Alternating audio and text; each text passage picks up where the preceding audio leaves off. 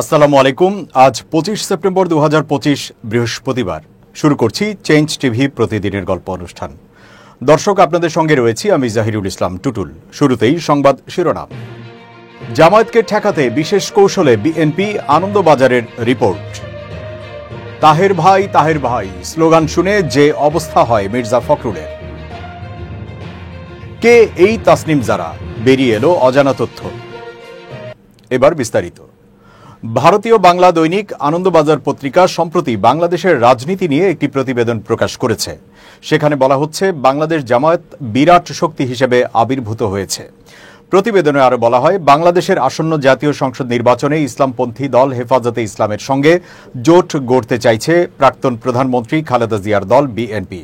বিএনপির সর্বোচ্চ নীতি নির্ধারক মঞ্চ স্থায়ী কমিটির সদস্য সালাউদ্দিন আহমেদ গত বৃহস্পতিবার রাজধানী ঢাকায় হেফাজতে ইসলামের প্রধান মুহিবুল্লাহ বাবু নাগরীর সঙ্গে বৈঠক করেছেন বলে বাংলাদেশের সংবাদ মাধ্যম প্রথম আলো জানিয়েছে। এর আগে গত 1 আগস্ট বিএনপির দুই নেতা সালাউদ্দিন আহমেদ ও নজরুল ইসলাম খান চট্টগ্রামে গিয়ে হেফাজতের প্রধানের সঙ্গে সাক্ষাৎ করেছিলেন। তাৎপর্যপূর্ণভাবে গত বৃহস্পতিবারই নবগঠিত রাজনৈতিক দল জাতীয় নাগরিক পার্টির আহ্বায়ক নাহিদ ইসলাম ঢাকায় হেফাজতের আমির মুহিবুল্লাহর সঙ্গে সাক্ষাৎ করেন বলে প্রকাশিত খবরের দাবি। ঢাকা বিশ্ববিদ্যালয়ের ছাত্র সংসদ নির্বাচনে স্পষ্ট হয়েছে, মুক্তিযুদ্ধ বিরোধী কট্টরপন্থী দল বাংলাদেশ জামায়াতে ইসলামীর দাপট ক্রমশ বাড়ছে। জামাতের ছাত্র সংগঠন ইসলামী ছাত্র শিবির সমর্থিত প্রার্থীদের কাছে ধরাশায়ী হয়েছে প্রাক্তন শাসক দল বিএনপির ছাত্র শাখা বাংলাদেশ জাতীয়তাবাদী ছাত্র দলের প্রার্থীরা। এই পরিস্থিতিতে বিএনপি নেতৃত্ব কওমি মাদ্রাসা ভিত্তিক সংগঠন হেফাজতের সঙ্গে সমঝোতার পথে হাঁটতে উদ্যোগী হয়েছেন বলে মনে করছেন রাজনৈতিক পর্যবেক্ষকদের অনেকে। ভারতের আনন্দবাজার পত্রিকা জানায়, গত বছরের আগস্টে বৈষম্য বিরোধী ছাত্র আন্দোলন ঘিরে দানা বাঁধা প্রবল জনবিক্ষোভের জেরে প্রধানমন্ত্রী পদে ইস্তফা দিয়ে বাংলাদেশ ছেড়েছিলেন হাসিনা। সেই আন্দোলনের অন্যতম মুখ নাহিদ ইসলাম, সার্জিস আলম, হাসনাত আবদুল্লাহর মতো ছাত্র নেতারা পরবর্তীকালে এনসিপি করেন। মোহাম্মদ ইউনূসের নেতৃত্বাধীন অন্তর্বর্তী সরকারের পাশাপাশি জামায়াতের নেতৃত্বের সঙ্গেও নাহিদদের ঘনিষ্ঠতা রয়েছে। ইতিহাস বলছে, 1971 সালে বাংলাদেশের মুক্তিযুদ্ধের সময় জামাত নেতাকর্মীরা প্রকাশ্যে পাকিস্তান সেনার পক্ষে কাজ করেছিলেন। দৈনিক আনন্দবাজার লিখেছে, রাজাকার আল বদর ঘাতক বাহিনীর সদস্য হিসেবে গণহত্যায় জড়িত থাকার অভিযোগ রয়েছে একাধিক জামাত নেতাকর্মীর বিরুদ্ধে। হাসিনার জামানায় কয়েকজনের সাজাও হয়েছে আন্তর্জাতিক অপরাধ ট্রাইব্যুনালে। অন্যদিকে খালেদার স্বামী তথা বিএনপি প্রতিষ্ঠাতা জিয়াউর রহমান পাক সেনার প্রথম বাঙালি অফিসার হিসেবে মুক্তিযুদ্ধে যোগ দিয়েছিলেন। শেখ মুজিবুর রহমানের মতোই জিয়াও স্বাধীনতার অন্যতম ঘোষক বলে পরিচিত। 2010 সালে গঠিত হেফাজতে ইসলামপন্থী দল হলেও তাদের নেতৃত্বের বিরুদ্ধে সরাসরি পাকিস্তান ঘনিষ্ঠতার অভিযোগ নেই। যুক্তরাষ্ট্রের নিউ ইয়র্কে জাতীয় নাগরিক পার্টির সদস্য এনসিপি নেতাদের ওপর হামলাকারীদের বিরুদ্ধে মামলা করেছেন দলটির সদস্য সচিব আখতার হোসেন। বাংলাদেশ সময় বৃহস্পতিবার সকাল 11টায় এয়ারপোর্টের নিকটবর্তী থানায় এই মামলা করেন তিনি। এক ভিডিও বার্তায় এই তথ্য জানিয়েছেন আখতার হোসেন নিজেই। ভিডিও বার্তায় তিনি বলেন, এয়ারপোর্টে হামলার পরে আওয়ামী সন্ত্রাসীরা আবার আমাদের হোটেল লবিতে এসেছিল হামলা করার উদ্দেশ্যে। সে সময় যুক্তরাষ্ট্রে অবস্থানরত এনসিপির নেতাকর্মীরা ও আমাদের শুভাকাঙ্ক্ষীরা তাদের প্রতিহত করেন এবং পুলিশের সঙ্গে যোগাযোগ করেন। পরে পুলিশের তদন্তকারী কর্মকর্তা আমাদের কাছে এসে মামলা করার জন্য পরামর্শ দেন। তারই পরিপ্রেক্ষিতে এয়ারপোর্টের নিকটবর্তী থানায় আমি মামলা করি। তিনি আরো বলেন, ইউএস পুলিশকে আমরা এই বিষয়ে অবহিত করেছি যে যারা এই ঘটনাগুলো যুক্তরাষ্ট্রে ঘটিয়েছে তারা বাংলাদেশে নিষিদ্ধ এমন একটি সংগঠনের সঙ্গে জড়িত, যারা গত বছর বাংলাদেশে গণহত্যা চালিয়েছেন, মানবতা বিরোধী অপরাধ চালিয়েছেন। আখতার হোসেন বলেন, আওয়ামী সন্ত্রাসীরা যেখানেই থাকুক না কেন আমরা তাদের ব্যাপারে আইনগতভাবে প্রতিকারের ব্যবস্থা গ্রহণ করব। আমরা একথা বিশ্বাস করি, আওয়ামী সন্ত্রাসীদের অপরাধগুলোকে আইনগতভাবেই নিষ্পত্তি করা সম্ভব। 22 সেপ্টেম্বর জাতিসংঘ সাধারণ অধিবেশনে যোগ দিতে প্রধান উপদেষ্টা ও তার সফর সঙ্গীদের বহনকারী ফ্লাইট নিউ ইয়র্কের জন এফ কেনেডি আন্তর্জাতিক বিমানবন্দরে পৌঁছায়। বিমানবন্দর থেকে বের হওয়ার সময় এনসিপি নেতা আখতার হোসেন ও তাসনিম জারা আওয়ামী লীগ নেতাকর্মীদের হাতে হেনস্থার শিকার হন। বাংলাদেশে কার্যক্রম নিষিদ্ধ থাকা দলটির নেতাকর্মীরা আখতারের পিঠে ডিম ছুঁড়ে মারেন। পরে দেশটির পুলিশের সহযোগিতায় গাড়ি যোগে বিমানবন্দর এলাকা ছাড়েন তারা। অন্তর্বর্তী সরকারের প্রধান উপদেষ্টা ডক্টর মোহাম্মদ ইউনূসের সফর সঙ্গী হিসেবে বর্তমানে মার্কিন যুক্তরাষ্ট্রে রয়েছেন বিএনপি, জামায়াত ও জাতীয় নাগরিক পার্টি এনসিপির নেতারা। সম্প্রতি সেখানে বিমানবন্দরে হামলার শিকার হন এনসিপি নেতা আখতার হোসেন। প্রধান উপদেষ্টার সফর সঙ্গী হিসেবে থাকলেও বিমানবন্দরে কেন রাজনীতিবিদরা আলাদা আলাদাভাবে বের হলেন তা নিয়ে চলছে আলোচনা। এ বিষয়ে কথা বলেছেন জামায়াতের নায়েবে আমির ডক্টর সৈয়দ আব্দুল্লাহ মোহাম্মদ তাহের। যুক্তরাষ্ট্রের নিউ ইয়র্ক থেকে প্রকাশিত বাংলা সংবাদপত্র ঠিকানাতে দেওয়া সাক্ষাৎকারে এই ঘটনার বিস্তারিত তুলে ধরেছেন জামায়াতের এই নেতা। মোহাম্মদ তাহের বলেন, প্রথমে আমাদের চিফ অ্যাডভাইজারের বহরে নিয়ে যাওয়ার জন্য গাড়িতে ওঠানো হয়েছিল, কিন্তু পরে দেখা গেল ভিসার ধরন ভিন্ন। যারা সরকারি কর্মকর্তা তাদের ভিসা G1 আর আমাদের ভিসা ছিল সাধারণ পর্যটক ভিসা।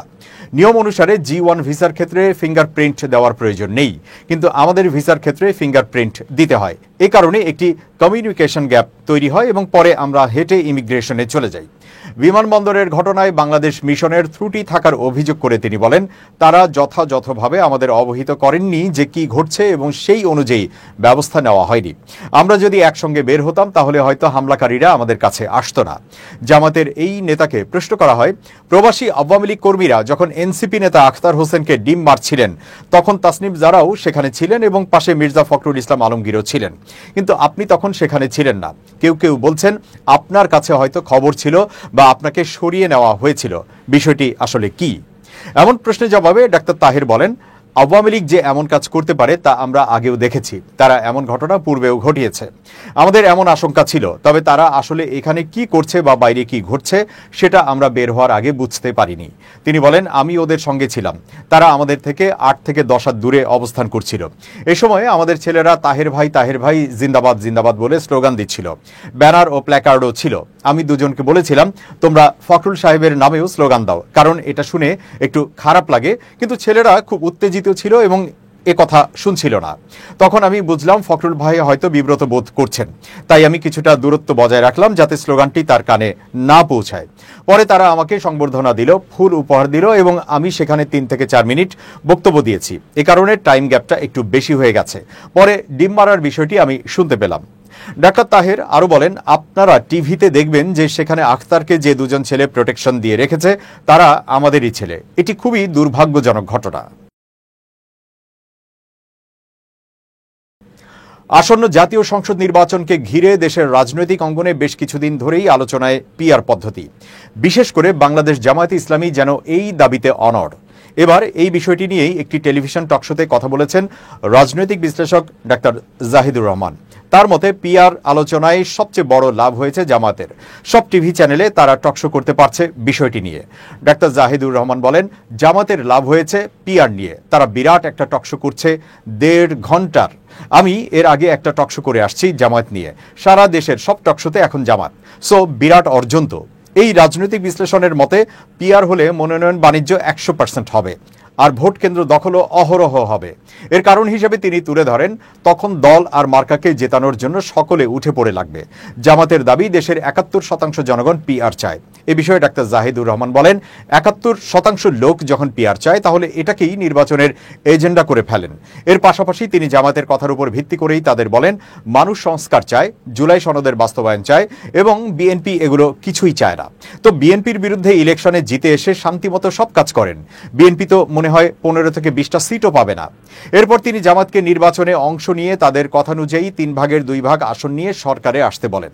অতঃপর টকশোতে উপস্থিত জামাত নেতাকে উদ্দেশ্য করে তিনি বলেন, তো নির্বাচনে আসতে এত ভয় পাচ্ছেন কেন? ইলেকশনে আসেন, জিতেন, সব করেন। আতিক ইউ.এ. খান নামের একজন সোশ্যাল মিডিয়া অ্যাক্টিভিস্ট জাতীয় নাগরিক পার্টি এনসিপির যুগ্ম আহ্বায়ক ডাক্তার তাসনিম জারা সম্পর্কে ফেসবুকে বেশ কিছু তথ্য তুলে ধরেছেন। চেঞ্জ টিভির দর্শকদের জন্য তা তুলে ধরা হলো। তাসনিম জারা বাংলাদেশের ইতিহাসে প্রথম মেয়ে যিনি 2016 সালে দাদির একটা সুতির শাড়ি পরে কোনো গয়না আর মেকআপ ছাড়াই খালেদ সাইফুল্লাহকে বিয়ে করেন। তাসনিমের সেই বিয়ের ছবি ভাইরাল হয়ে যায় এবং বিস্ময়করভাবে অধিকাংশ মেয়েরাই তাসনিমের এই গয়না আর মেকআপবিহীন বিয়েকে স্টানবাজি হিসেবে সমালোচনা করেছিলেন। পরবর্তীতে অবশ্য তাসনিম জারা বহুবার প্রমাণ করে দিয়েছেন যে নারী হিসেবে পাহাড় সমান উচ্চতায় উঠতে মেধা আর যোগ্যতাই যথেষ্ট, মেকআপ লাগে না। তাসনিম এখনো কোনো মেকআপ করেন না, আসলে করার প্রয়োজনই পড়ে না। তাসনিম জারা ভিকারুন্নিসা ঢাকা মেডিকেল কলেজের ছাত্রী। ঢাকার অ্যাপোলো হাসপাতালে রেসিডেন্ট মেডিকেল অফিসার হিসেবে দায়িত্ব পালন করেন। তিনি যুক্তরাজ্যের অক্সফোর্ড বিশ্ববিদ্যালয়ে এভিডেন্স বেসড হেলথ কেয়ার বিষয়ে ডিস্টিংশন সহ স্নাতকোত্তর ডিগ্রি বা মাস্টার্স সম্পন্ন করেন। 2021 সাল থেকে তিনি কেমব্রিজ ইউনিভার্সিটি হাসপাতালসমূহে অভ্যন্তরীণ চিকিৎসা বিষয়ে রেসিডেন্ট হিসেবে কর্মরত। তাসনিম ইতোমধ্যে ইংল্যান্ডের প্রেস্টিজিয়াস MRCP ডিগ্রিও সম্পন্ন করেছেন। যারা সহায় হেলথ নামক একটি ডিজিটাল প্ল্যাটফর্মের সহ-প্রতিষ্ঠাতা, যা বাংলাভাষী জনগণের জন্য প্রমাণভিত্তিক স্বাস্থ্যসেবা তথ্য প্রদান করে। 2023 সালে যারা সহায় প্রেগন্যান্সি মোবাইল অ্যাপের উন্নয়নে নেতৃত্ব দেন, যা গর্ভাবস্থায় প্রতিটি সপ্তাহের জন্য তথ্য পরামর্শ প্রদান করে। গবেষক হিসেবে তাসনিম জারা আন্তর্জাতিক পর্যালোচিত জার্নালে একাধিক গবেষণা প্রবন্ধ প্রকাশ করেছেন। কোভিড-19 মহামারীর শুরুতে তাসনিম জারা বাংলা ভাষায় স্বাস্থ্য বিষয়ক ভিডিও তৈরি করা শুরু করেন, যা ফেসবুক আর ইউটিউবে প্রচণ্ড জনপ্রিয় হয়। তাসনিম জারার কোভিড-19 প্রতিরোধ, টিকা সংক্রান্ত সচেতনতা, প্রজনন স্বাস্থ্য এবং মানসিক সুস্থতা নিয়ে ভিডিওগুলো আন্তর্জাতিক গণমাধ্যমে দৃষ্টি আকর্ষণ করে। BBC, স্কাই নিউজ, ITV এবং ফিনান্সিয়াল টাইমসের মতো আন্তর্জাতিক সংবাদ মাধ্যমে তার কার্যক্রম নিয়ে প্রতিবেদন প্রকাশিত হয়। 2021 সালে যুক্তরাজ্য সরকার তাকে বৈশ্বিক ভ্যাকসিন লুমিনারি হিসেবে স্বীকৃতি প্রদান করে। তাসনিম জারার বয়স মাত্র 31 বছর। চাইলেই শুধু ডাক্তার হিসাবে কিংবা ফেসবুক, ইউটিউব কন্টেন্ট তৈরি করেই এই মেয়েটা কোটি কোটি টাকা উপার্জন করতে পারেন। কিন্তু উনি সব কিছু স্যাক্রিফাইস করে এসেছেন বাংলাদেশের রাজনীতিকে বদলাতে, তরুণ প্রজন্মকে নেতৃত্ব দিতে আর পুরো বাংলাদেশের দায়িত্ব নিতে। বিনিময়ে এই প্রচণ্ড মেধাবী আর জ্ঞানী মেয়েটাকে আমরা কি দিলাম? যুক্তরাষ্ট্রের একটা এয়ারপোর্টে অশ্লীল গালাগালি আর অপমান। 1971 সাল হতে 2000 সাল, পুরো 53 বছরে যত ছাত্রলীগ, যুবলীগ আর আওয়ামী লীগ নারী নেতাকর্মী এসেছে, তাদের মধ্যে মাত্র একজনকে দেখান যিনি এই বয়সেই জ্ঞানে, কর্মে, ব্যবহারে আর দেশপ্রেমে তাসনিম জারার সমান। তাসনিম জারাকে অপমান করার অর্থ হলো বাংলাদেশকেই অপমান করা, কারণ এই মেয়েটা বিশ্বমঞ্চে বাংলাদেশকে প্রতিনিধিত্ব করে। প্রিয় দর্শক, এবার খুব জরুরি 1 মিনিট জানাচ্ছেন ইউনেস্কো ক্লাব পুরস্কার বিজয়ী সাংবাদিক আমিরুল মোমিনিন মালিক। খুব জরুরি 1 মিনিটে প্রত্যেককে আমন্ত্রণ। প্রিয় বন্ধুরা, আপনার আমার জীবনে এমন কিছু লোক আছে যারা প্রতিনিয়ত নেতিবাচকতা ছড়ায়।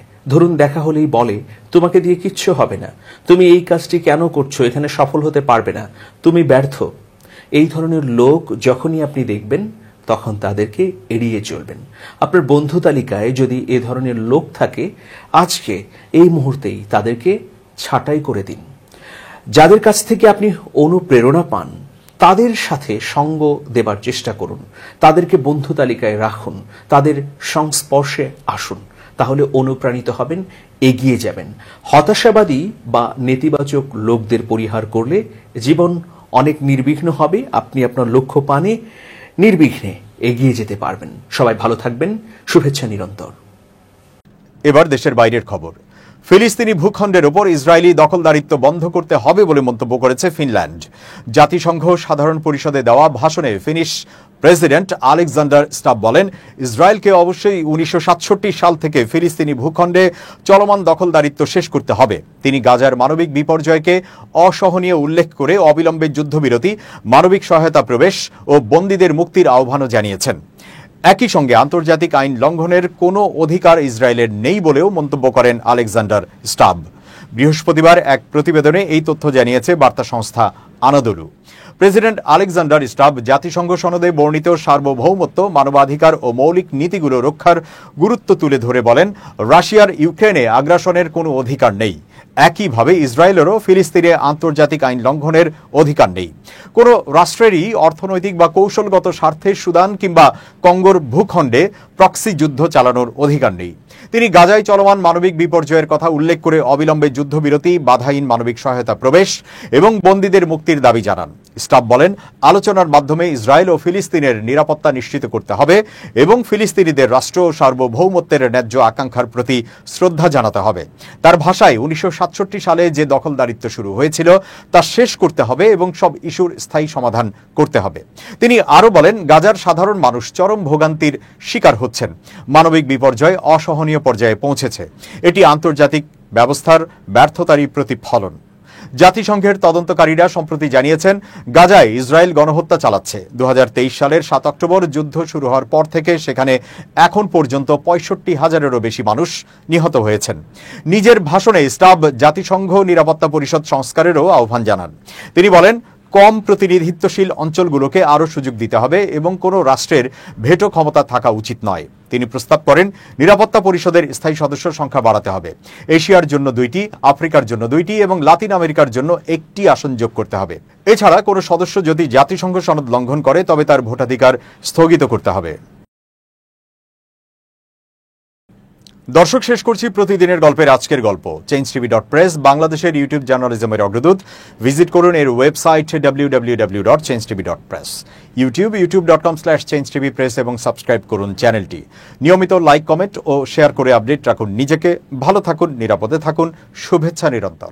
changetv.press, এক ফোঁটা হলুদও নেই।